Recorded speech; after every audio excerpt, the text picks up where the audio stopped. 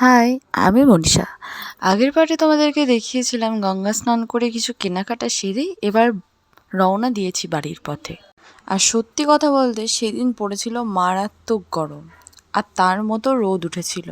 তো হাঁটা পথে 1 মিনিট হেঁটে ধরেছিলাম আমরা অটো করে আমরা গেছিলাম স্টেশন। তো সেখান থেকে টিকিট কেটে বর্ধমানের সুন্দর আবহাওয়া দেখতে দেখতে সামান্য বৃষ্টিও আরম্ভ হয়ে গেছিলো। গুঁড়ি গুঁড়ি বৃষ্টির সাথে আমরা ট্রেনে বসে উপভোগ করছিলাম, একটু গান শুনছিলাম, সাথে আমি একটু ছোলা মাখা খেয়েছিলাম, যেটা আমি ট্রেনে উঠলেই কিন্তু খুব খাই।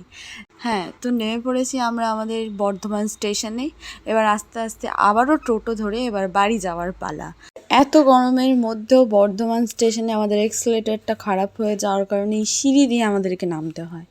আমি তো ঠিক আছি, বাট আমার দিদা একটু প্রবলেমের জন্য আমার মা আর বাবা হাত ধরে নিয়ে যাচ্ছে।